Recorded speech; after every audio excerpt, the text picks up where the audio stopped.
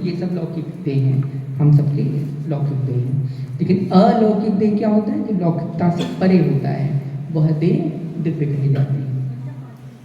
वही दिव्य से देव बना है, देव शब्द दिव्यता से देव शब्द बना है जी। इसमें जैसे आप भैया हमसे बताते हो कि जो हम लोगों का शरीर है, जैसे देहाभास करने की आप मना करते हैं, तो आप ये बोलते हैं जैसे बायोलॉजिकली ये फीमेल से हम मेल से हैं ना, लेकिन भावदेह में ऐसा नहीं होता। और भावदेह में ऐसा नहीं है। राधा कृष्ण का जो भी हम जितने भी चित्र देखते हैं, ठीक है वो बाइक, लेकिन उसमें भी जो देह दी जाती है वो देह दी जाती है। तो लेकिन मैं ये जानना चाहता हूँ, जैसे जब मैं गोपी रूप लेगा तो जो भाव देह होगी वो एक्चुअल में जो महिलाओं की देह होती है उससे कितनी भिन्न रहती है, तो उसमें किस चीज़ का फर्क रहता है? देखिए, जो राधा जी का अवतार हुआ था ना, आपने राधा तत्व पुस्तक पढ़ी होगी, तो राधा जी का अवतार जो वृषभानु नंदिनी श्री राधिका की देह थी उसमें प्रविष्ट होकर के हुआ था, इसीलिए उन्हें राधा बोला जाता है। ठीक है, इसीलिए वो राधा तत्व है। राधा तत्व उनके अंदर प्रविष्ट होकर के उसी के माध्यम से प्रस्फुटित हुई, मतलब उसी के माध्यम से साकार रूप में इस पृथ्वी पर आई। जैसे ललिता जी को जो अवतार हुआ था वो ललिता जी के की जो देह थी उसमें आकर के प्रविष्ट होकर के आई। अब जैसे ये जो मेरी देह है, मैं श्वेताब नहीं हूँ, ठीक है, मेरे अंदर जो तत्व आया वो साकार रूप में आया। जैसे हम लोग नहीं बोलते कि सूरदास जी ललिता के अवतार थे, क्यों कहा जाता है? सूरदास जी कौन थे? उनकी हिस्ट्री को जानता है? वेश्यावृत्ति थी, वेश्यागामी थी, प्योर, बहुत बड़ी वेश्यागामी थी।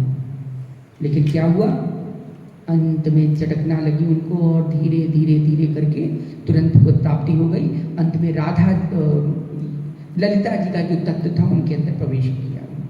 तो ललिता जी ने अपने मतलब उस शरीर के माध्यम से स्वयं के तत्व का निरूपण किया। समझे बात को? अब समझ में आ गई बात?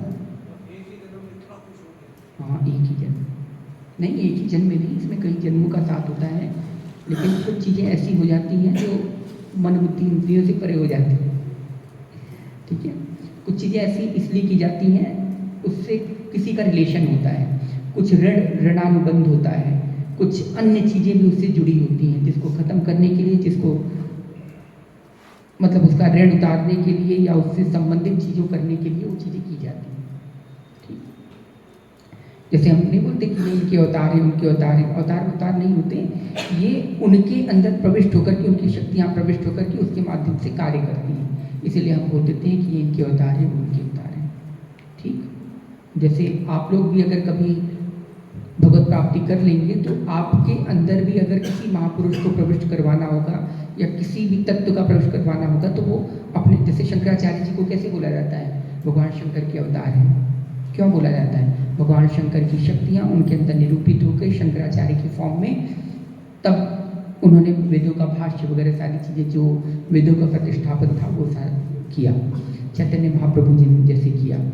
ठीक है, तो ऐसे ऐसे ही ये सब तत्व आते हैं।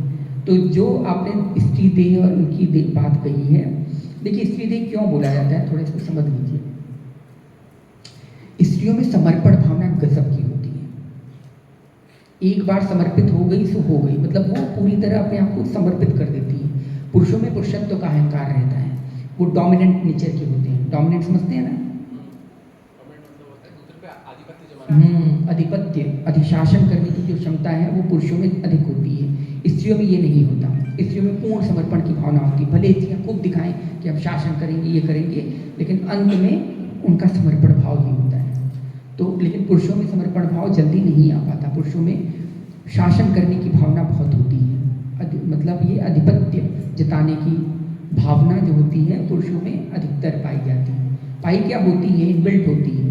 ये कोई गलत बात नहीं है, ये नैसर्गिक अवस्था है स्त्री और पुरुष के दोनों की, क्योंकि उनके अंदर हार्मोन्स ऐसे डेवलप होते हैं, स्त्रियों के अंदर दूसरे हार्मोन्स डेवलप होते हैं। तो जो भाव प्रधान है, स्त्रियां भाव प्रधान होती हैं और पुरुष बुद्धि प्रधान होते हैं। स्त्रियां भाव से चलती हैं, पुरुष किससे चलते हैं? बुद्धि से। हर जगह अपनी बुद्धि लगाते हैं, नहीं ये नहीं ये, और स्त्रियां भावावेश में बह जाती हैं, तुरंत वो पूरा समर्पण कर देती हैं। इसीलिए इसको स्त्री रूप में लिया जाता है, क्योंकि वहाँ भाव चलता है, बुद्धि नहीं चलती वहाँ पे। समझ गए बात को? बुद्धि वहाँ नहीं चलती, भगवान के पास सिर्फ भावना से जाया जा सकता है। बुद्धि जहाँ प्रवेश की कि गए काम से, हो गया बंटा ढाल, फिर वही गरुड़ वाली बुद्धि लग जाएगी, फिर काग भुषुंडी के पास दौड़ते दौड़ते फिरेंगे सब। फिर ब्रह्मा की बुद्धि लग गई, वो भी जो है भगवान शंकर के पास दौड़ते फिर रहे हैं, बताओ क्या हो गया ये।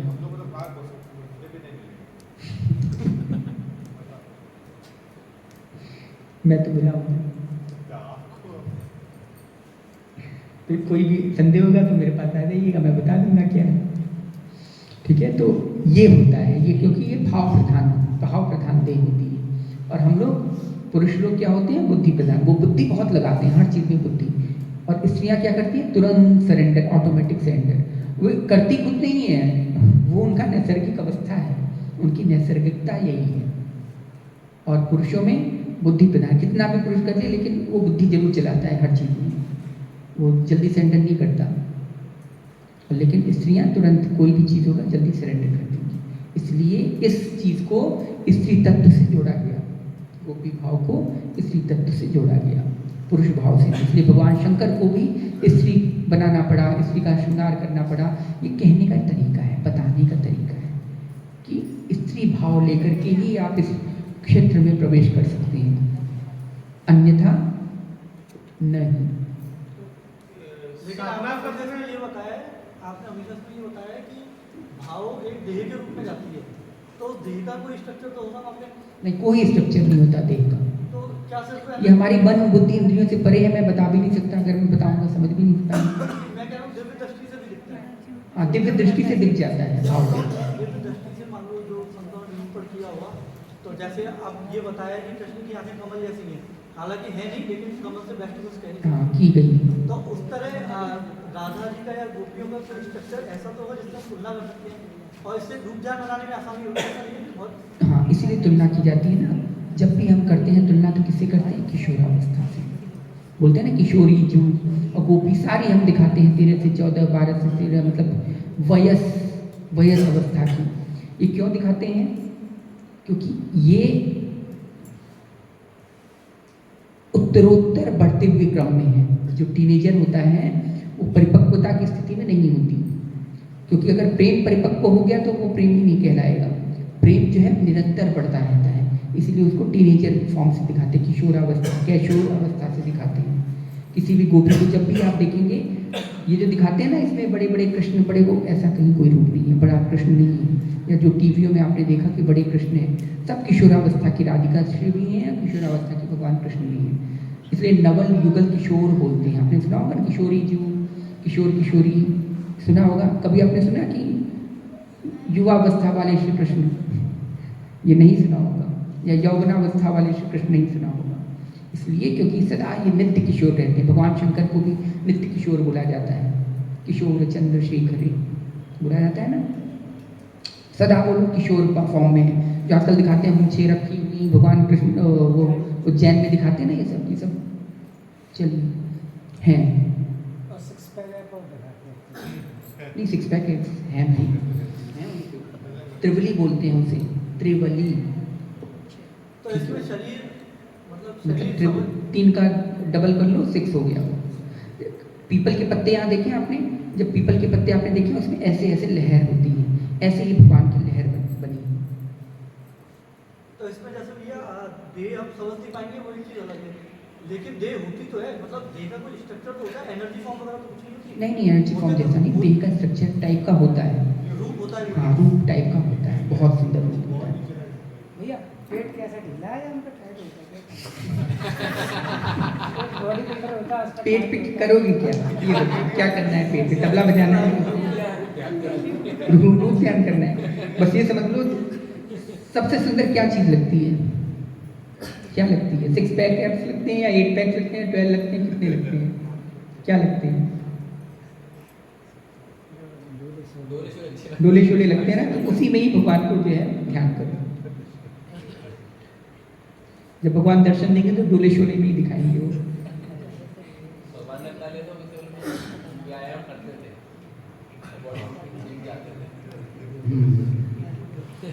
कौन सा जिम? भैया जैसा आपने बताया कि रूप होता है और मतलब स्ट्रक्चर भी होता है, रूप भी होता है। तो भगवान कृष्ण का और गोपियों का तो अलग अलग होता होगा ना भैया, कैसा? स्ट्रक्चर और रूप। गोपियों का अलग, हाँ, प्रत्येक गोपी का अलग अलग होता है उनके गुणों के आधार पे, उनके रूप के आधार पे। इसलिए कई सारे बोले जाते हैं रूप मंजरी, रस मंजरी, अनंग मंजरी, लवंग मंजरी, सब तरह की मंजरियाँ होती हैं। इसीलिए अलग अलग रूपों से इनको वो किया जाता है। उनके श्रृंगार भी अलग हैं, उनके रूप भी अलग हैं, उनके गुण भी अलग हैं, उनकी सेवा भी अलग है, और उनके वस्त्र भी अलग हैं, उनके अलंकरण भी अलग हैं, उनके स्किन कलर जिसे बोलते हैं, देह का कलर भी, आभा जो निकलती है वो भी अलग है, नेत्रों का कलर भी अलग है, सब चीज़ें अलग अलग हैं। वो उसी के आधार पर बनाई जाती है, होती है। राधा और कृष्ण का भी अलग अलग होता है। हाँ, दोनों का अलग अलग है। किशोरी जी तो हमारी भगवान कृष्ण से अनंत गुना सौंदर्य की है। जब पर भी आप बात करें ना, जब पर भी, जब भी,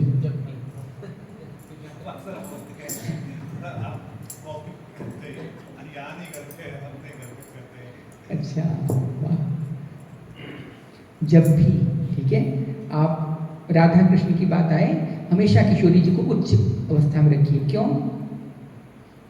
स्वार्थी बने के कारण भाई, हमें किशोरी जी से मतलब है, समझ रहे हैं ना बात को? इसी टारगेट तो अपने जैसे मैं सोचता हूँ, टारगेट तो भगवान श्री कृष्ण है, लेकिन पहुंचाएंगे तो राधा रानी। जब आप बोलते हो ना कि किशोरी जी ये फील होता है नॉर्मल मामला में, जैसे हम जैसे रूप होती है कि राधा जी के प्रति मतलब कि प्रेम भाव आपका सबका इतना ज़्यादा है, और कृष्ण जी को आप सेकेंडरी रख रहे हो, पहले आपने तो राधा सेम है। ऐसी जैसे किताब में आपने लिखा था ना, जो कृष्ण जी तो उसी कारण से कृपा करते हैं और राधा जी बिना कारण करते हैं, तो थोड़ा सा हाँ, उनका लेवल वैसे ही हैवी है भाई। न भी रखोगे, न भी मानोगे, तब पर भी उनका लेवल हैवी है। वो रस की अम्बुद की अम्बुद है वो, ऐसी है जिसको, जहाँ श्री कृष्ण भी याचते हैं, ब्रह्म जी इसको याचते हैं कि भाई हमें भी प्रेम दे दो, वो जो रस आपके पास है वो हमें भी दे दो। उनकी कृपा से ही सबको प्रेम मिलता है, उनकी कृपा से ही रस प्राप्त होता है। भाई मैंने बताया ना, राधा तत्व बताया ना, रस क्या है? वो समस्त चीज, जो सारभूत तत्व है वही रस श्री राधिका है। तो उनसे जो आनंद प्राप्ति है, जो ब्रह्म में जो आनंद है ना, जिसके कारण ब्रह्म है, अपनी सत्ता बनाए रखता है। आनंदो ब्रह्मी दिव्यजानात कहा गया है वेदों में। तो ब्रह्म जिस आनंद से अपनी सत्ता बनाए रखता है, जिस रस से अपनी सत्ता बनाए रखता है, वो यही श्री राधिका रानी है।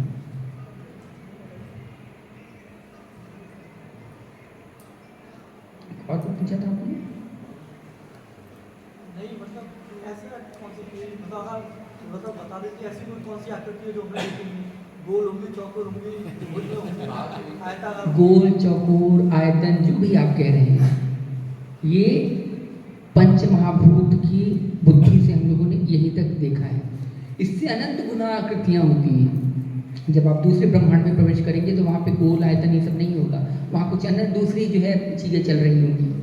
दूसरे ब्रह्मांड में तीसरी चीज़ें चल रही होंगी। अनंत ब्रह्मांड है ना, हर ब्रह्मांड में अलग अलग स्वरूप होता है, लेकिन होते सब पंचमहाभूत से ही बने होते हैं, सब पंचमहाभूत से ही निर्मित होते हैं, लेकिन अलग अलग चीज़ें होती हैं। हो सकता है यहाँ पे हम जो मेंडलीव का पीरियडिक टेबल 128 या 152 जो भी चल रहा है अभी वो हों, लेकिन वहाँ पे हो सकता है जो एलिमेंट्स निकल गए हों वो निकल गए हों कम से कम 500 से ऊपर अलग अलग ब्रह्मांडों में।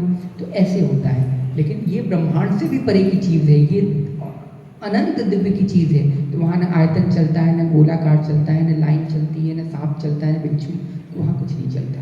वहाँ जो अलग अलौकिक दिव्य चीज़ें होती हैं जो हमारे मन बुद्धि इंद्रियों से परे होती हैं, इसलिए हम उन्हें अग्राह्य बोलते हैं। ये तब शुरू होगा, अभी नहीं समझ में आएगा। साधना जो बढ़ेगी ना, जब अंतःकरण में प्रेम का प्राकट्य होगा, तब एक एक चीज़ें स्टेप वाइज चीज़ें समझ में आने लगेंगी कि हो क्या रहा है, या किसको क्या करना है, या इसका रूप कैसा हो सकता है। ऐसी इंडिविजुअल हो सकती है जैसे रूप ध्यान करने में आसानी हो, जैसे हाथ से तो आदमी कुछ भी बता सकता है, तो ऐसे होती हैं, ऐसे इस तरह का कुछ बताऊँ। तो ये तो बताया ना मैंने कि गोपियों का ये स्वरूप है, बताया ना। सभी शास्त्रों ने इसी का निरूपण किया है कि गोपियों का ऐसा स्वरूप है। ये पहनती हैं, राधा जी नीलांबर पहनती हैं, देखिए हर जगह राधा जी नीलांबर पहना है, यहाँ से वहाँ तक।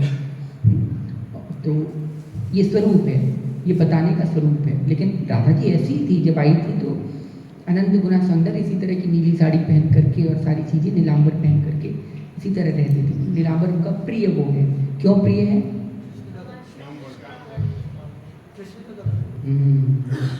श्याम तनु नीलो रंग पीलो रंग श्यामा, श्याम धारे पीलो पट नीलो पट श्यामा। इसलिए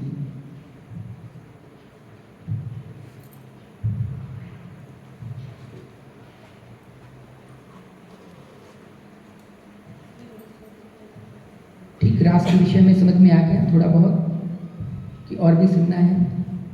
आज के उसमें क्या बताया आपने? कैसे होता है?